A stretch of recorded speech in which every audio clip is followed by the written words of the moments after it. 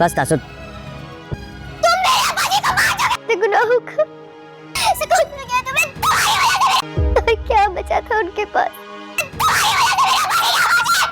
جب وہ تم سے ناراض نہ رہتے، تم نے خود اپنی زبان سے.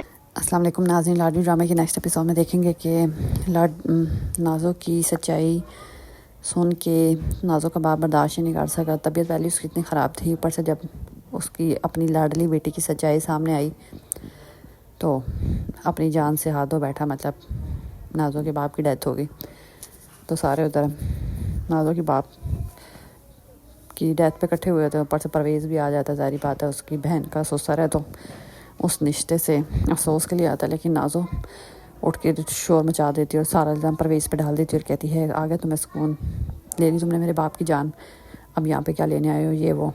مطلب سب کا دھیان ادھر کر دیا کہ پرویز کی وجہ سے اس کا باپ مرے تاکہ کوئی نازو پہ انگلی نہ اٹھائے. حالانکہ نازو کی ماں تو اس کی سچائی جانتی ہے کہ نازو کی وجہ سے اس کے باپ کی ڈیتھ ہوئی ہے، لیکن نازو نے ساری توپوں کا رخ پرویز کی طرف کر دیا.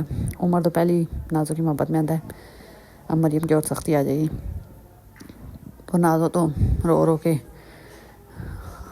آؤٹ آف کنٹرول ہوئی ہوتی ہے. تو عمر اسے کہتا ہے نازو سنبھالو اپنے آپ کو، یہ موقع نہیں اس طرح کی باتیں کرنے کا. لیکن نازو کہتی نہیں، اس کو یہاں سے چلا جائے، میں اس کی شکل بھی نہیں دیکھنا چاہتی. تو پرویز پھر دیکھتا ہے کہ ایسی ماحول خراب ہو رہا ہے تو وہ پھر چلا جاتا ہے اس سے پہلے کہ اور بدمزگی ہو. بعد میں نازو کی ماں سے کہتی ہے کہ تمہارا باپ تمہاری سچائی سن کے برداشت ہی نہیں کر سکا کہ ان کی بیٹی بھی کبھی کچھ ایسا کر سکتی ہے.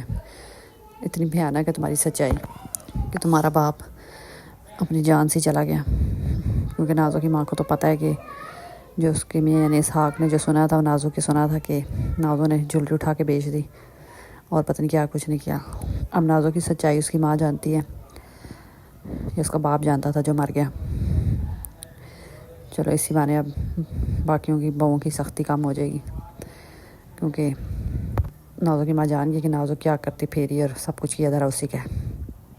لیکن ان کے بھائیوں کو نہیں بتائے گی نازو کے، ایسے ان کا بھی دل خراب